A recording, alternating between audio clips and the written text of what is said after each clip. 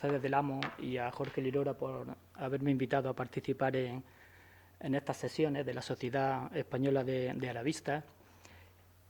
Bueno, la verdad es que tengo muchas sensaciones, ¿no?, al ver a estas personas en esta sala hoy reunidos.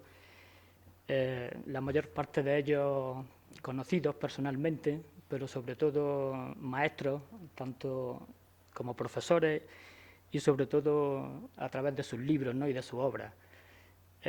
Cuando empezábamos a estudiar temas relacionados con el arabismo a principios de los años 80, en mi caso, no teníamos a nuestra disposición ni el material, ni los conocimientos, ni el desarrollo del arabismo que hay en la actualidad, ¿no?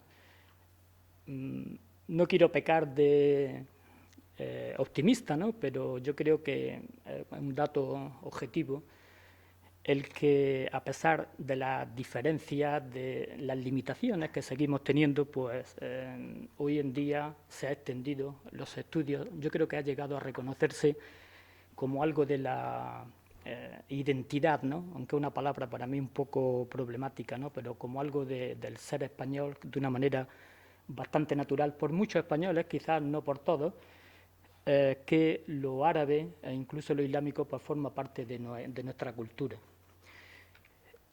y de nosotros mismos. Yo voy a hacer una exposición heterogénea, algo espontánea, bastante, si me vaya a permitir, un poco sentimental y particular, relacionada pues con lo que me sugiere Al-Ándalus, que me sugiere muchísimas cosas, ¿no?, y gran parte de la actividad que llevo, tanto de estudio, ¿no?, como de profesional, dando clases, etcétera, pues tiene que ver casi siempre con Al-Ándalus, aunque también con la cultura árabe literaria y pensamiento contemporáneo, ¿no? Lo que me sugiere la elegía, la célebre elegía de Abul Bakr Rundi, muy famosa, sobre todo famosa para los árabes. En España pues se conoce menos, en nuestro ámbito del arabismo sí se conoce bastante más, ¿no?, pero a mí me llamó siempre la atención el que apenas existieran traducciones, ni biografías, ni un conocimiento de este personaje y de su casida, de su famosa elegía por Al-Ándalus, mientras que cuando iba a los países árabes o veía los libros de texto incluso, pues todos los árabes, ¿no?, con empezar a decirle likulli shay'in idha mata manuksanu falá yugarru bi tiba leishi insano, pues siguen, ¿no?, y por lo menos los 5 o 6 primeros versos pues todos los recitan, ¿no?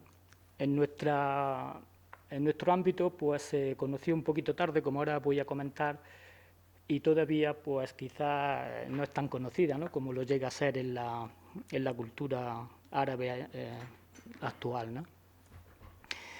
Abul Bakr Rundi, bueno, pues como conocéis, realmente se sabe poco de su biografía. Fue Fernando de la Granja quizás el primero que la sacó de las poquitas fuentes que hay. Nació en Ronda y fue poeta cortesano tanto de Muhammad I como de Muhammad II. Aquí tenemos pues, bueno, un busto que hay en Arjona, un reconocimiento. En Granada nos faltan reconocimientos precisamente a grandes personajes, ¿no?, que construyeron la Alhambra o que hicieron signos visibles, ¿no?, y que nos orgullecemos y se presenta al mundo la ciudad a través de esas obras de la época musulmana. Sin embargo, quizás nos falta reconocimiento más público a personajes concretos.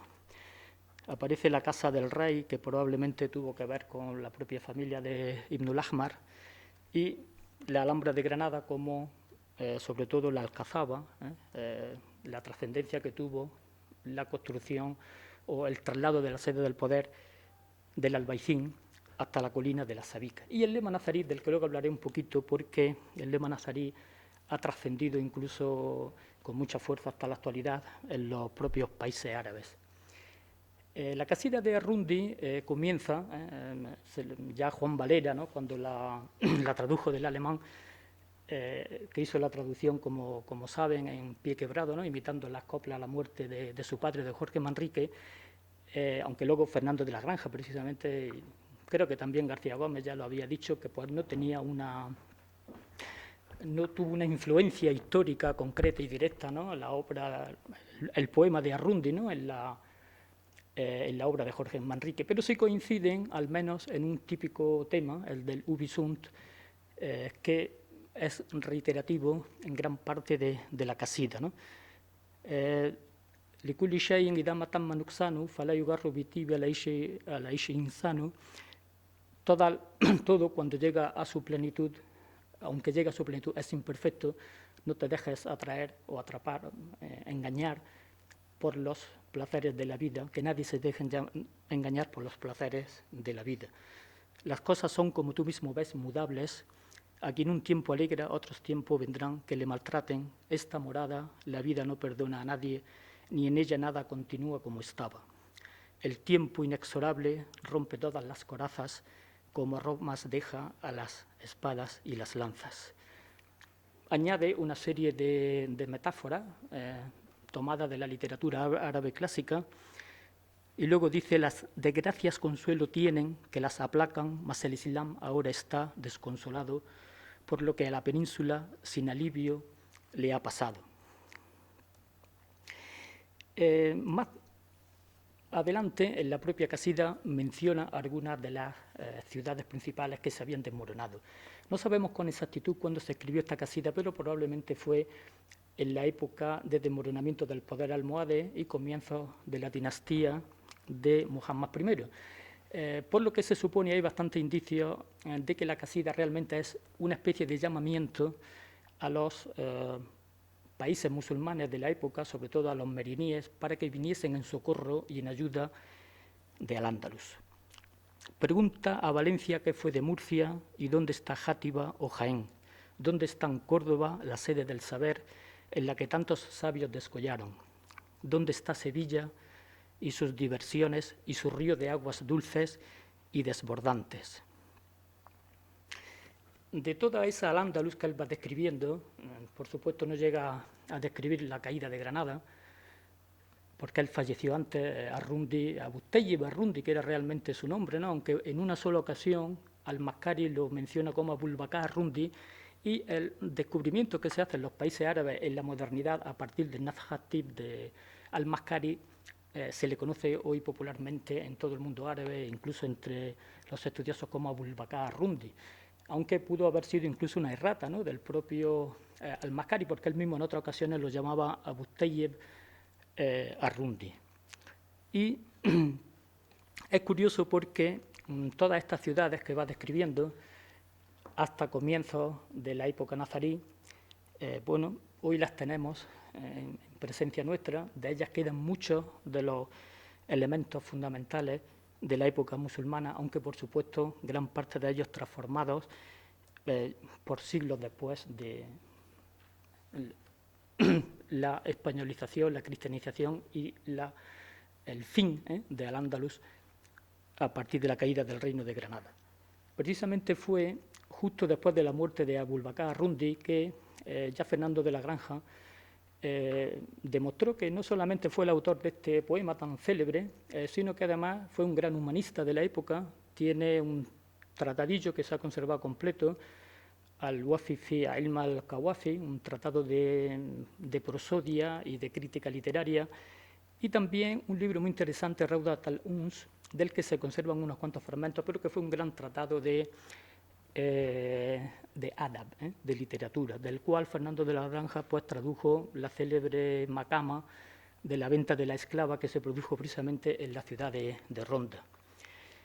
Después de muerto Arrundi, e incluso después de la caída de Granada, los propios musulmanes del norte de África, probablemente los moriscos también, añadieron algunos versos más, haciendo alusión a la caída de Granada y de las grandes ciudades que habían sido nazaríes.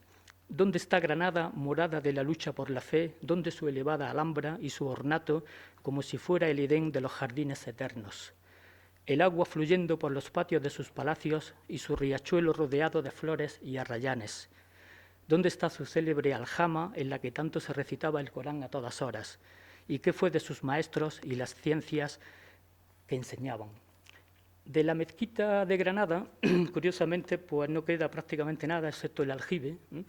Aquí pueden ver en este plano, primero la construcción de la capilla real, donde está la tumba de los reyes católicos, que no llegó a dañar la mezquita, y posteriormente, ya en la época de Carlos V, cuando se construyó la catedral, se eliminó el patio, As-Sahan, y A principios del siglo XVIII fue cuando se desmanteló totalmente la sala de oración, convirtiéndose en la iglesia del Sagrario.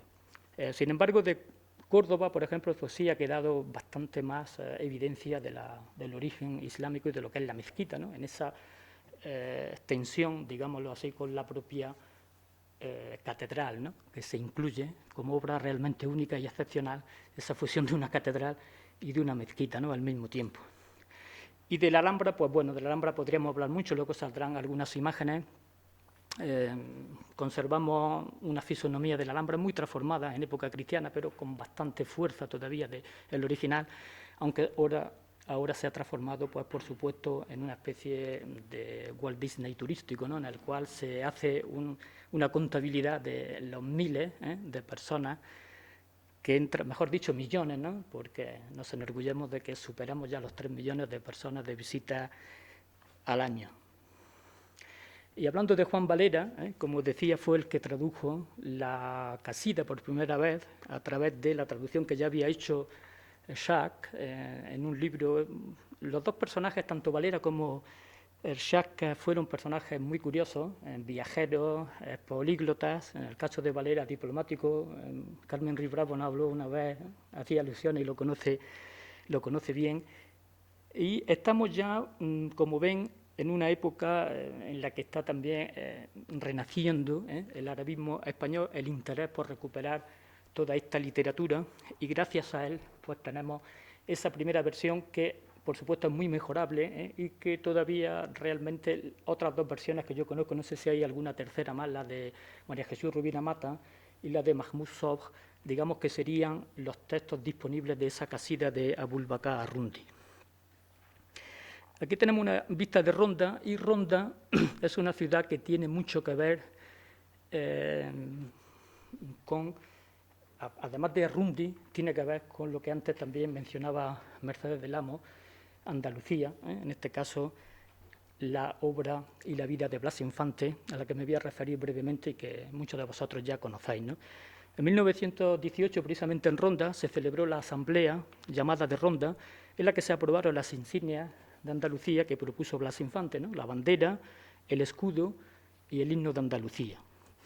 Él argumentó el origen simbólico de la bandera, dio bastantes argumentos, el blanco relacionado con los omeyas, el verde con el Islam, etcétera. Hay una serie incluso de argumentos históricos que él rastreaba, y esta célebre casida de un poeta de Guadix, Abul Asbaq ibn Arkam, que vivió en la corte, trabajó para el visir de Almería, fue visir del rey, también poeta, ¿no? Al-Mutasim de Almería. Una bandera que se ha hecho de la aurora blanca un cinturón, despliega sobre ti un ala de delicia que ella te asegure la felicidad. Es un panegírico y por muchos considerado el primer texto medieval que describe una bandera concreta. Blas Infante, como saben, nació en el pueblo de Casares, un pueblo que también es un pueblo muy interesante, ya en la recuperación del poder por parte de Mohamed V, cuando fue destronado en 1359, tuvo una importante base en Casares y también en la propia ciudad de Ronda para la recuperación en 1362 de la corte de la ciudad de Granada. Blas Infante fue un personaje del que no les voy a hablar aquí mucho, aparte de que ya es conocido.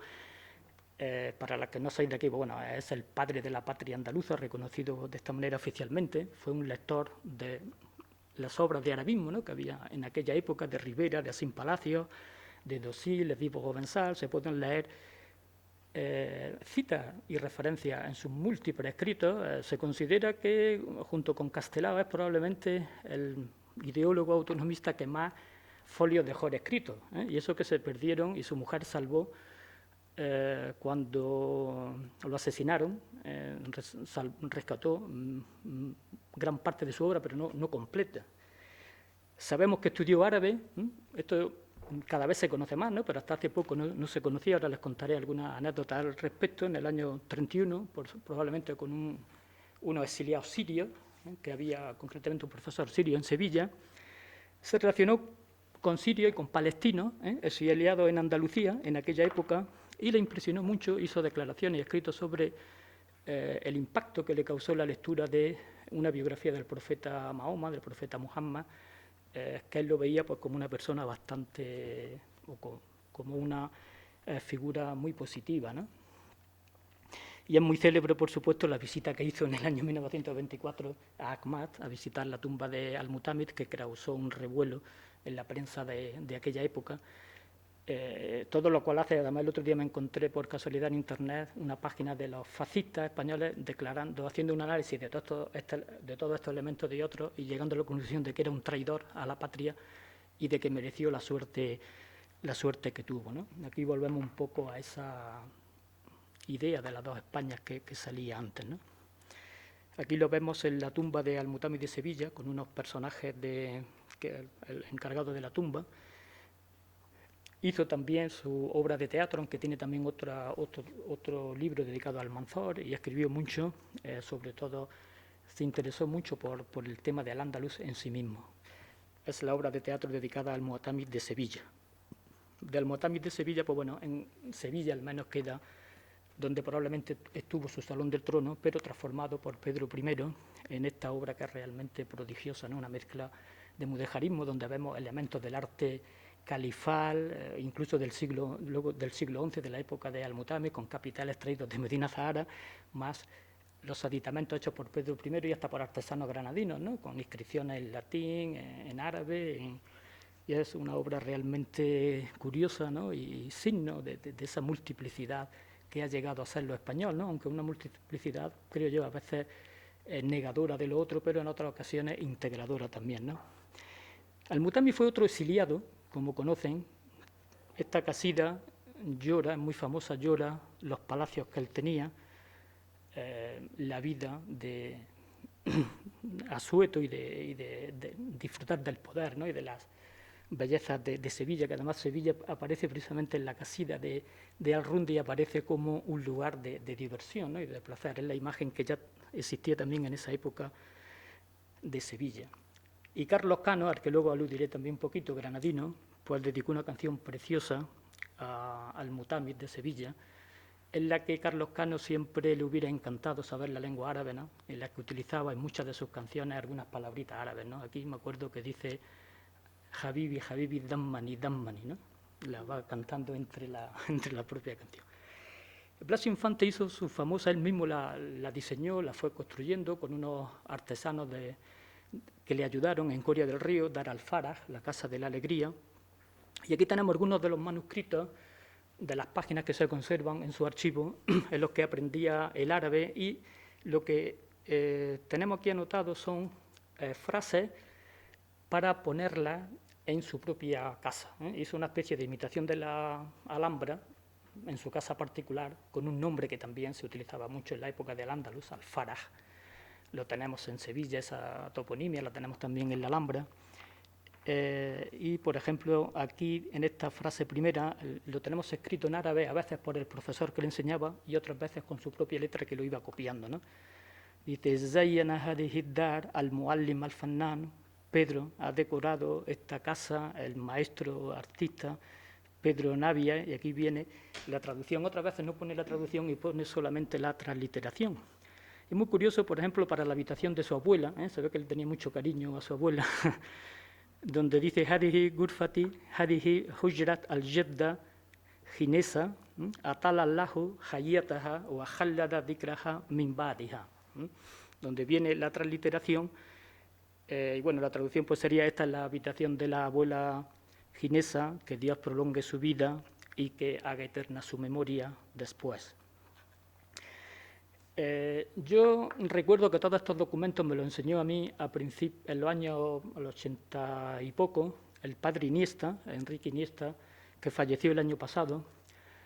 Él fue profesor mío y se considera no solo profesor mío, sino yo estaba en un internado y él me enseñaba estos documentos porque veía que yo estaba estudiando el árabe a ver hasta qué punto sabía hablar infante árabe, que si era correcto lo que escribía y tal. Y se considera el primer biógrafo, quizás probablemente hasta ahora el mayor biógrafo de Blas Infante, el que organizó todo su archivo y que siempre tuvo una lucha interior, ¿no?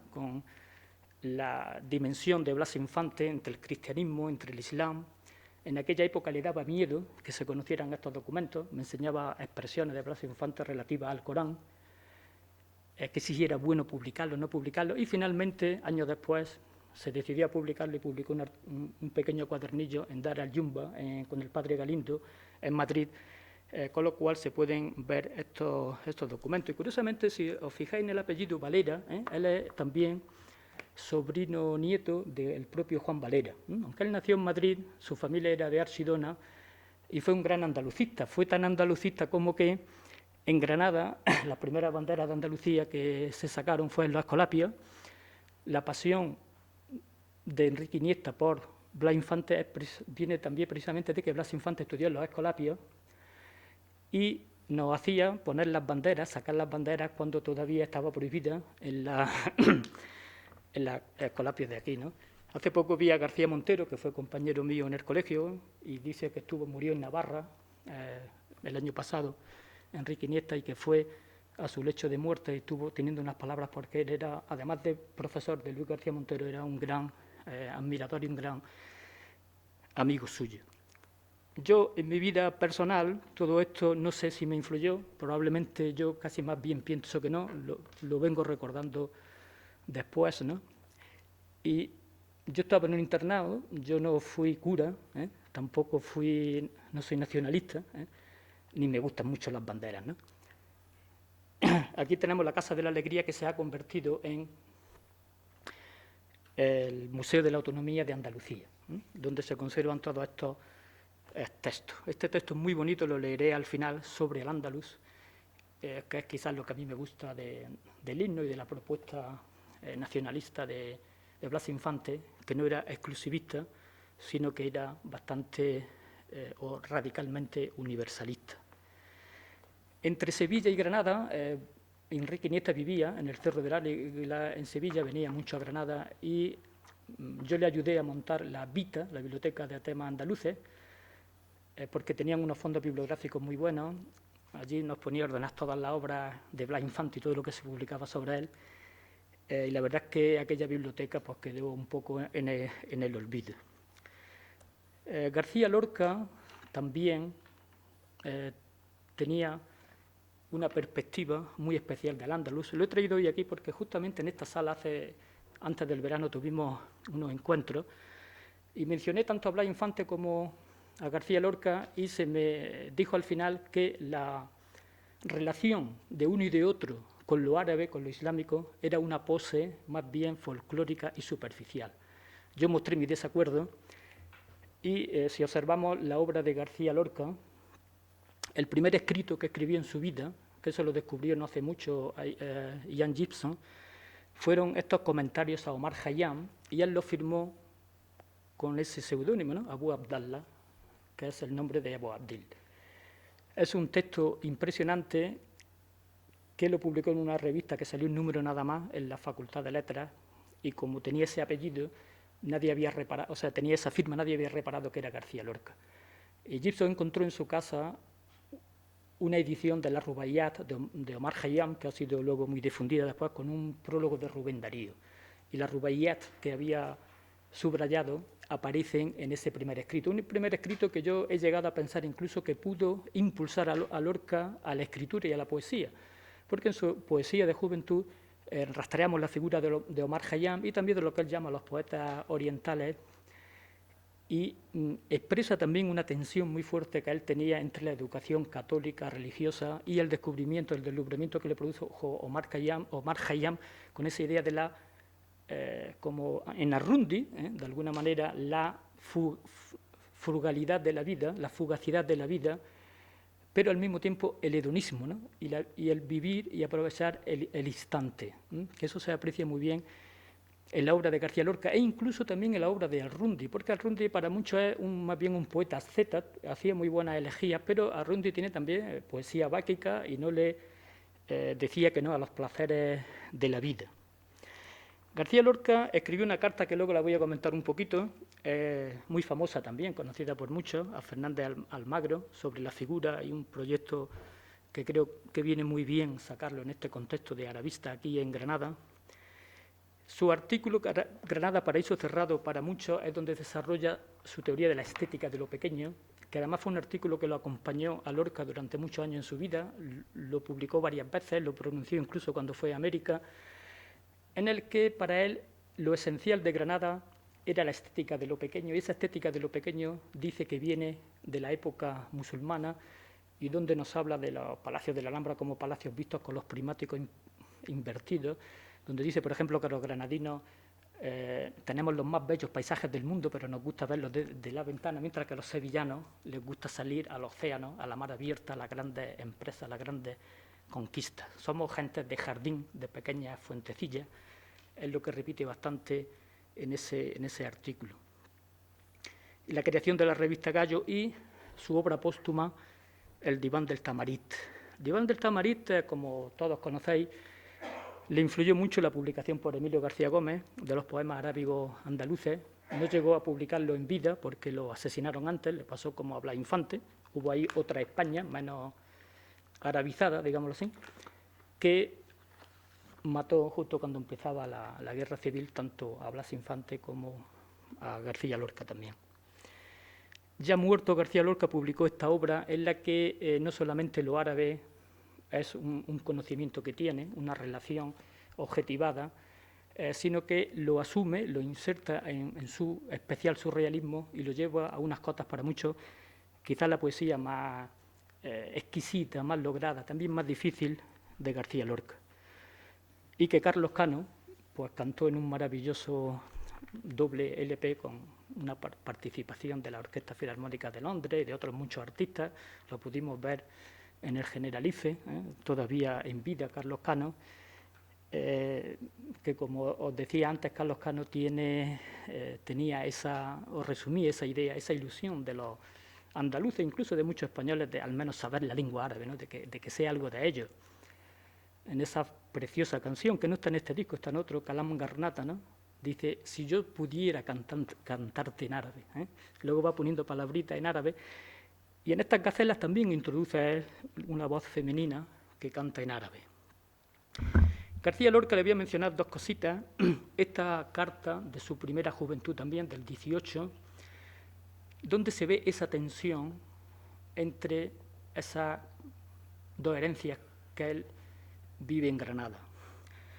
Los sepulcros de los reyes católicos no han evitado que la media luna salga en los pechos de los finos hijos de Granada. La lucha sigue viva y sin expresión. Él lo ve como una lucha, además en este dibujito, que lo hace después, pero con un motivo muy especial que tiene que ver con esto. Sin expresión no, que en la colina roja de la ciudad hay dos palacios, muertos los dos, como que ha pasado la historia, la Alhambra y el Palacio de Carlos V, que sostienen el duelo a muerte que late en la conciencia del granadino actual. La carta a la que yo me refería es una carta, se ha traducido también al árabe, yo supongo que la conocéis la mayoría de ellos, pero no me resisto a leerla porque para mí es una declaración de principios que ha tenido que pasar toda la guerra civil y muchos años más para que quizá ahora de alguna manera se esté realizando este sueño que con verdadera pasión expresa García Lorca en la carta que le escribe a Melchor Fernández Almagro. Se trata, queridísimo Melchor, de hacer en terrenos que ofrece Soriano en su finca de la Zubia, Zauia, un moravito, Zauia precisamente, se supone además que en la Zubia había una Zauia, en honor de Abentufail. Abentufail que todavía ni los niños de la escuela en la actualidad lo conocen. Yo en la universidad pregunto algo de Abentufail, del filósofo autodidacto, la obra en prosa más traducida del árabe después de Las Mil y una Noches, y todavía no se conoce, por desgracia, esa obra, ¿no? Como se debería de conocer, ¿no? Pues ya Lorca estaba al tanto de la cuestión, ¿no? En honor de Abentufail y 2 o 3 genios más de la cultura arábica granadina. Dentro se pondría una biblioteca de cosas árabes granadinas y fuera se plantarían alrededor del monumento sauces, palmeras y cipreses. Una biblioteca, además, ajardinada. Qué alegría, Melchorcito, ver desde Puerta Real la blanca cúpula del Moravito y la torrecilla acompañándola. Además, sería el primer recuerdo que se tuviera en España para estos sublimes hombres granadinos de pura cepa que hoy llenan el mundo del Islam. Pensamos además invitar a sabios moros de todo el Oriente, como ahora se intenta hacer, ¿no? Pues por el legado andalusí, por esta fundación. Es decir, llevamos ya unas décadas, unos años que esto se está haciendo realmente. 5 minutillos más. Y hacer una antología de Aventure File que dirigida por Navarro, con cosas mías que yo haré por entonces. Esto fue una foto que le mandó a la familia, me dijeron que bueno, que eso era un disfraz, etcétera. Bueno, salió de la ducha, él se cachondeó a la familia, ¿no? Y le puso una nota diciendo, mira, aquí parezco un árabe, parezco un beduino, ¿no? El filósofo autodidacta, las ediciones en España, él pudo haber leído la de 1900 de Francisco Pons, y en 1934, ya poco antes de la muerte de Lorca, pues apareció la de González Palencia, que hasta ahora en reedición son las únicas que se conservan. La revista Gallo en el año 28 fue quizás el año de más intensidad creativa y de más felicidad que tuvo García Lorca. Fue un año impresionante. Sacó esta revista Gallo junto con gente de la tertulia del Rinconcillo, en la que pertenecía la persona que antes ha citado, José Navarro Pardo, que fue Fernando Ágreda. Además creo que Camilo, ¿no?, le dio algunos datos del paso por la Escuela de Estudios Árabes de José Navarro, que era profesor de árabe de la universidad y también perteneció a la Escuela de Estudios de Granada. Pongo Granada porque García Lorca muchas veces escribía Granada, no terminaba de poner la palabra completa, ¿no?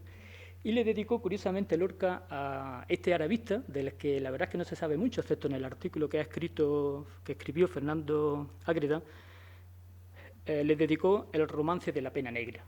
Dice, las piquetas de los gallos cavan buscando la aurora cuando por el monte oscuro baja Soledad Montoya, que se ha interpretado por muchos como una especie de inversión del ideal místico de San Juan de la Cruz, ¿no?, de la subida al Monte Carmelo. Coge esa herencia sufí, pero él la invierte por esa pasión por lo terrenal, ¿no?, que tenía García Lorca y que le daba impulso a su trabajo. Y es curioso que se lo dedicó a este gran arabista, que además participó en la revista Gallo, que salieron 2 números nada más, con una antología de poetas árabes de la Alhambra y con un artículo después que hizo sobre la mezquita de Córdoba. De Al-Ándalus, y concretamente de Granada, ha quedado mucho el lema nazarí entre los árabes a través de todos los siglos. Muchas veces no tienen claro si está en Granada o dónde está, lo van buscando cuando vienen a España por todas partes. En la época contemporánea se han hecho también versiones, muchas veces sin copiarlas, como las que tenemos en la propia Alhambra, sino recreadas por los artistas árabes de diferentes maneras, en este caso en forma de graffiti a lo Kandinsky, podríamos decir, de una manera un poquito más, digámoslo así, superficial y casi hasta quiche, ¿no? Se hace actualmente estas obras, por ejemplo, en los Emiratos Árabes. La visión de Al-Ándalus se ha visto recreada por artistas árabes en todos estos años del siglo XX, por Muhammad Sabri, por ejemplo, que era un maestro del pastel, que vivió bastantes años en España, que tuvo reconocimiento. Aquí vemos unas vistas de la Alhambra, son bastante costumbristas, bastante superficiales, con una buena técnica, y además él pintaba justamente la ciudad del Cairo con una técnica y una visión parecida, ¿no?, a la que pintaba Al-Ándalus. Él no se fijaba en el detalle de la decoración, por ejemplo, en otros motivos, renunciaba a todo eso para captar. Aquí podemos ver en la Alhambra pues, esos primeros turistas, ¿no?, o esos turistas que había en los años 60, ¿no?, que eran mínimos, ¿no?, comparados con la actualidad. Fue agasajado bastante en Madrid, aquí lo vemos con Juan Carlos y Sofía, donde se le dio una medalla de oro de las artes. También perteneció a la Academia de San Fernando. Esto ya era obviamente otra España, ¿no?, en la que la bandera no era la bandera republicana, ¿no?, como en la época de Lorca, no era la bandera de Andalucía, ¿no?, como la que sacaba Blas Infante, sino la bandera de esta época. Otros muchos artistas árabes, por supuesto los literatos, eso lo han estudiado personas como Pedro Martínez Montávez muy bien. En el campo de las artes más bien son frases de grandes pensadores, especialmente, por ejemplo, Ibn Arabi, o algunas frases que tienen una dimensión humanista y una dimensión de tolerancia.